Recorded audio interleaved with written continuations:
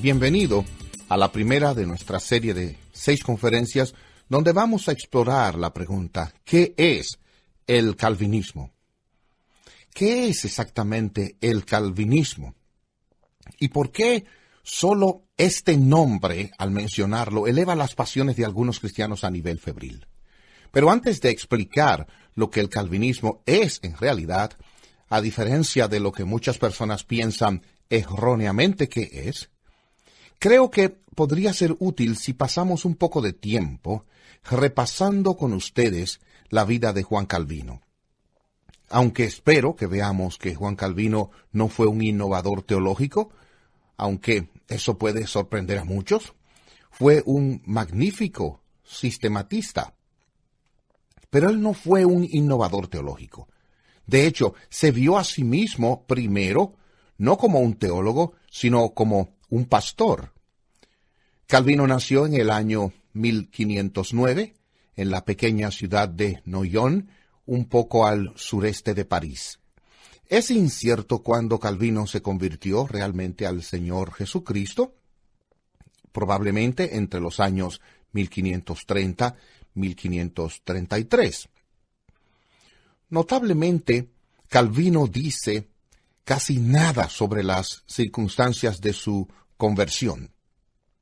Hay un pequeño pasaje en el prefacio de su comentario en latín sobre los Salmos, donde simplemente nos dice: Dios sometió mi corazón a la docilidad que se había endurecido en contra de la verdad del Evangelio. Pero esas pocas palabras nos dan una idea maravillosa de la mente y el corazón de Juan Calvino. Dios sometió mi corazón a la docilidad.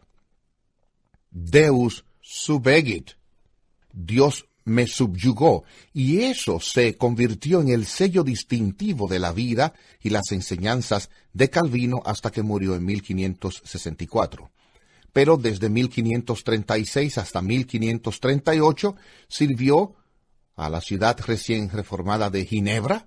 Sin embargo, 2 años más tarde, en 1538, fue despedido de la ciudad. Habían empezado a resistir los esfuerzos de Calvino para dar forma a la vida de la Iglesia y la vida de la ciudad más allá de la Iglesia por la enseñanza de la Sagrada Escritura, de manera que Calvino fue desterrado efectivamente de 1538 a 1541, pero en 1541 la ciudad de Ginebra envió emisarios a Estrasburgo, donde Calvino había estado viviendo, rogándole que regresara a Ginebra. La causa del Evangelio estaba siendo atacada desde todos los lados. La obra de la Reforma parecía estar al borde del colapso. Calvino regresó sin ningún rencor alguno. De hecho, sin hacer mención alguna de su despido 3 años antes, comenzó a predicar en el mismo pasaje donde se había quedado al momento de ser despedido. Pero durante los próximos 15 años, probablemente hasta 1555, Calvino se enfrentó a un consejo de la ciudad hostil. La mayoría en el consejo eran hombres hostiles a Calvino. No querían Ili Gallus, ese francés, como le llamaban.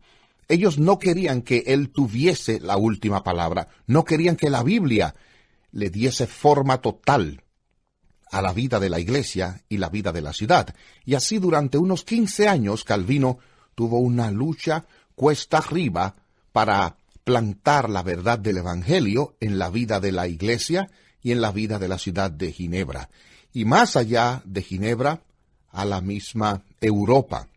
Pero en 1555 los amigos de Calvino se convirtieron en el partido mayoritario en Ginebra, y los años restantes de su vida hasta su muerte en 1564 fueron de relativa tranquilidad.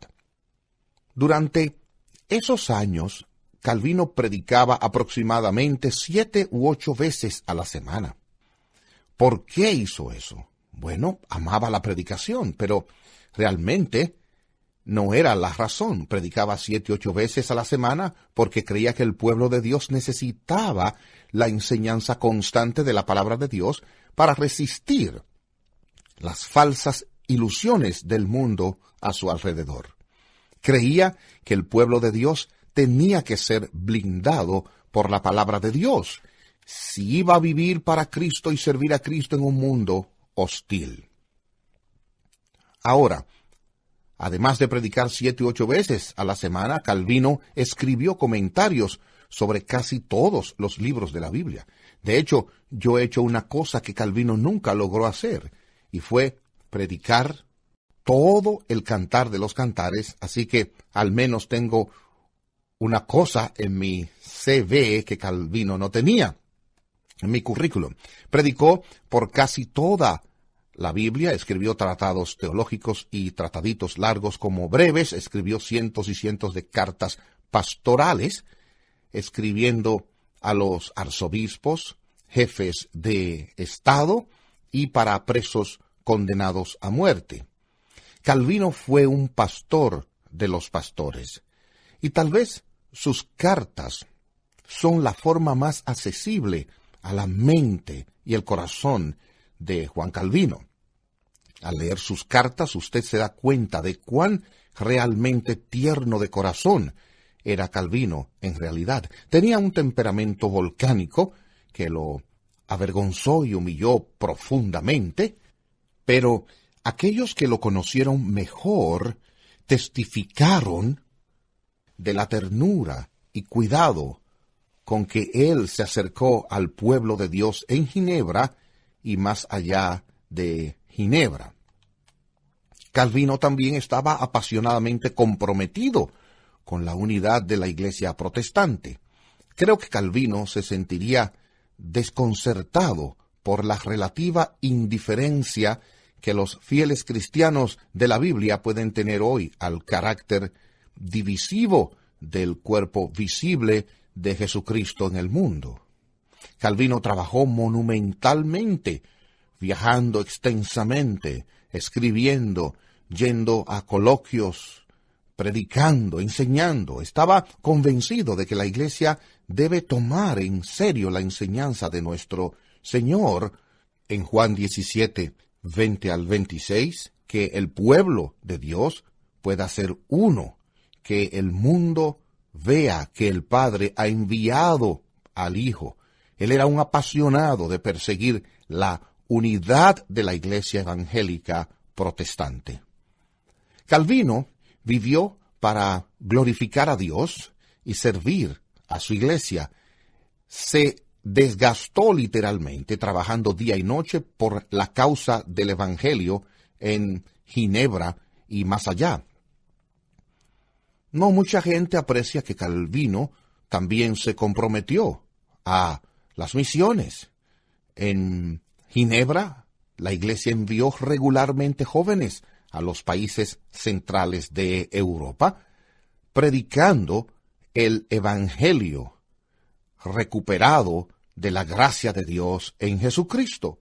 Pero la mayoría de esos jóvenes que fueron enviados sabían que iban a su muerte. Cientos de ellos fueron condenados a muerte por su fidelidad en proclamar que la salvación era por gracia mediante la fe en Jesucristo.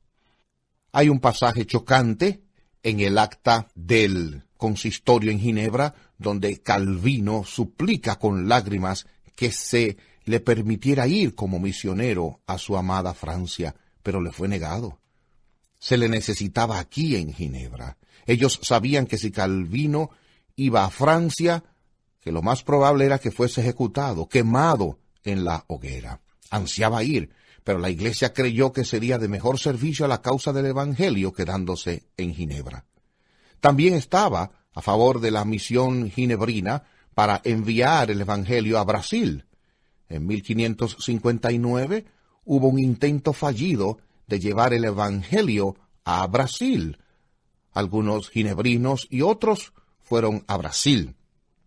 La obra no prosperó, pero muestra que Calvino estaba comprometido a llevar el Evangelio más allá de su zona de comodidad y traer la salvación de Dios a los pueblos del mundo. Calvino tenía un lema que resume su vida. Mi corazón te entrego a ti, oh Dios, con prontitud y sinceridad.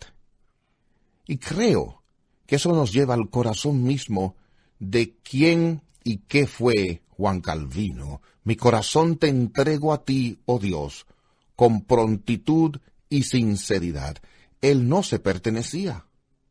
Antes de morir, dio instrucciones de que ningún monumento de ningún tipo fuese erigido para marcar su tumba. No quería a nadie haciendo peregrinaciones a la tumba de Juan Calvino.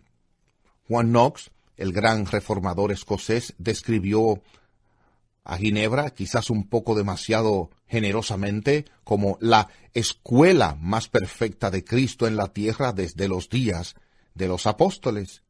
Al menos eso pensó un pensador y reformador eminente de Ginebra. Calvino era un genio imponente. El sucesor de Martín Lutero, Philip Melanchthon, llamó a Calvino el teólogo. Pero, ¿qué es exactamente el calvinismo? Nunca había oído hablar del calvinismo hasta mi segundo año en la Universidad de Glasgow.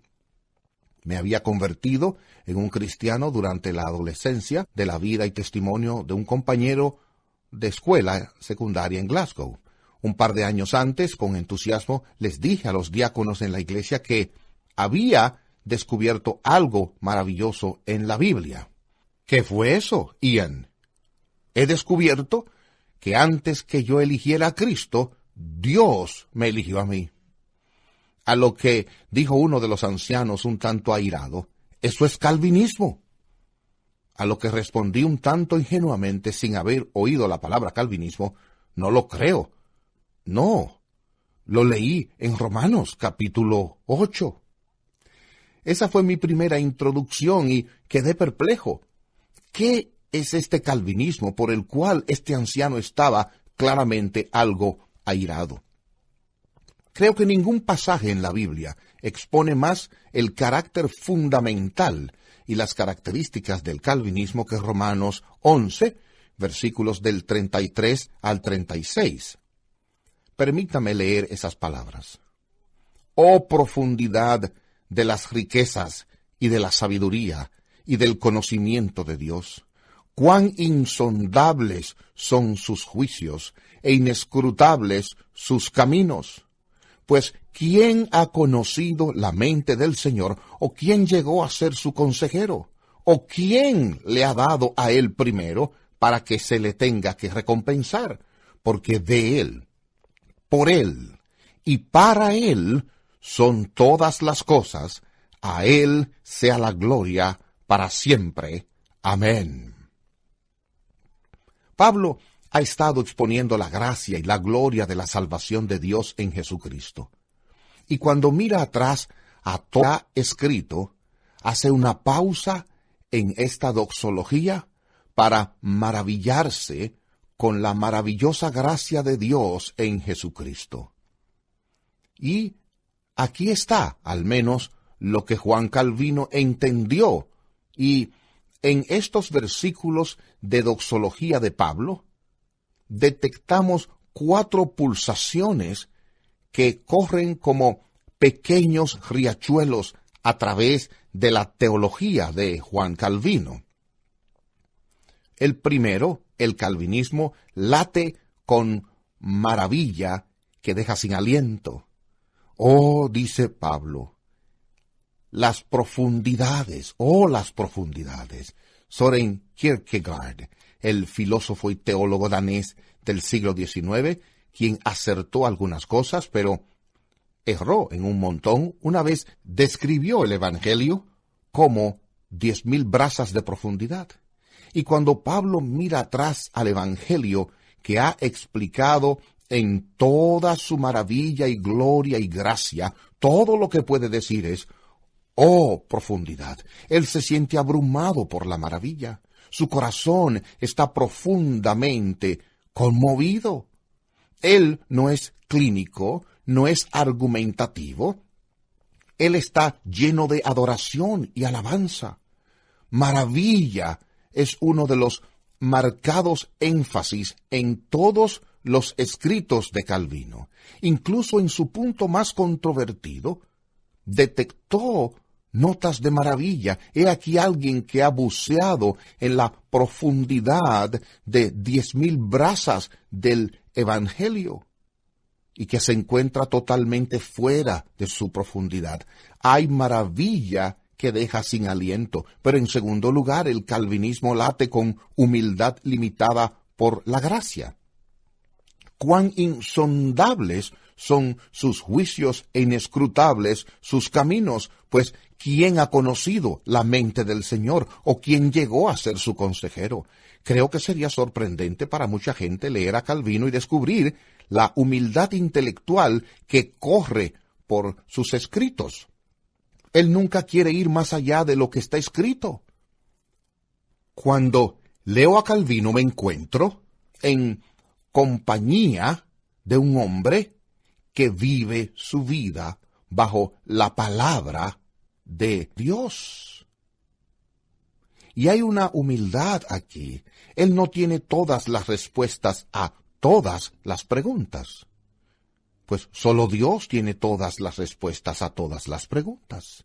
Y él dice, estoy fuera de mi profundidad. Hay cosas que no puedo comprender, pues ¿quién ha conocido la mente del Señor? Hay inexplicables en la revelación de Dios. ¿Cómo podemos esperar entenderlo todo? Dios es infinito y eterno, y sus caminos, como leemos en el libro de Job, son inescrutables. Hay humildad limitada por la gracia. Pero luego, en tercer lugar, el versículo 16, el calvinismo pulsa con adoración exultante, porque de Él, por Él y para Él son todas las cosas. A Él sea la gloria para siempre. Amén. Los escritos de Calvino laten con adoración exultante. A veces sus escritos se vuelven bastante líricos cuando se encuentra atrapado en la maravilla de quién es Dios. El calvinismo no es estéril y clínico, frío, académico. Late con adoración exultante. La adoración que es el desbordamiento de corazones que han sido invadidos por la gracia soberana, inexplicable, salvífica y redentora. Pero hay un cuarto latido y llega hasta el capítulo 12. A veces las divisiones en capítulos pueden no ser la división más útil. Observen cómo Pablo continúa en el capítulo 12. Os ruego por las misericordias de Dios que presentéis vuestros cuerpos como sacrificio vivo y santo, aceptable a Dios, que es vuestro culto racional. El calvinismo late con consagración de todo corazón. Mi corazón te entrego a ti, oh Dios, con prontitud y sinceridad. El Evangelio no nos deja donde estamos, con mentes que se han quedado embelesadas o incluso encaprichadas por las doctrinas de la gracia. El Evangelio trata de capturar la ciudadela de nuestro ser y traernos en consagración de todo corazón al Señor Jesucristo, que nos redimió con su sangre preciosa y se dio a sí mismo para que pudiéramos ser reconciliados y restaurados a Dios. Consagración sincera. Y donde no están estas pulsaciones, no es el calvinismo lo que falta, es el cristianismo lo que falta. Y esto es exactamente lo que Benjamin Warfield, el gran teólogo de Princeton, quiso decir cuando dijo que la fuente del calvinismo no reposa en su sistema teológico, sino en su conciencia religiosa. Él escribió, toda la manifestación exterior del calvinismo en la vida no es más que el florecimiento de su conciencia religiosa fundamental, que luego encuentra su declaración científica en su sistema teológico. Si quiere usted entender el calvinismo, Warfield está diciendo, entienda la conciencia religiosa que le dio a luz. Una vida sujeta a Dios por la gracia del Evangelio. Una vida cautivada y no solo capturada por la gracia del Evangelio. La teología del calvinismo, tal como espero que veamos, es en realidad la teología de la Biblia. Es el desbordamiento o el fruto de la conciencia religiosa de una vida que ha sido invadida salvíficamente, capturada y cautivada por la salvación de Dios en Jesucristo. Y creo que esto es donde muchos cristianos se equivocan, que el calvinismo no es ante todo un sistema teológico. Es principalmente una actitud religiosa. Permítame concluir citando algunas palabras más de Benjamin Warfield. Aquel quien sabe que es Dios quien lo ha elegido y no que él que ha escogido a Dios, que le debe toda su salvación en todos sus procesos y en cada una de sus etapas a esta elección de Dios, sería un ingrato si de hecho no le dio la gloria de su salvación únicamente al amor electivo inexplicable de Dios. Es por esto que el calvinismo académico es un nombre totalmente inapropiado. Usted no puede comprender en ningún sentido la majestuosa gracia y la majestad misericordiosa de Dios y no ser poderosa, profunda y permanentemente afectado en el hombre interior. Esto es el calvinismo, y esta es la nota que los redactores del Catecismo Menor de Westminster querían sonar en el inicio mismo de la catequesis. ¿Cuál es el fin principal del hombre? Glorificar a Dios y gozar de Él para siempre. Cuando Dios no es glorificado, donde Jesucristo no es ardientemente amado, donde no hay pasión por las misiones, no es el calvinismo lo que está ausente, es el Evangelio lo que está ausente. Seguiremos esta nota en nuestra segunda conferencia.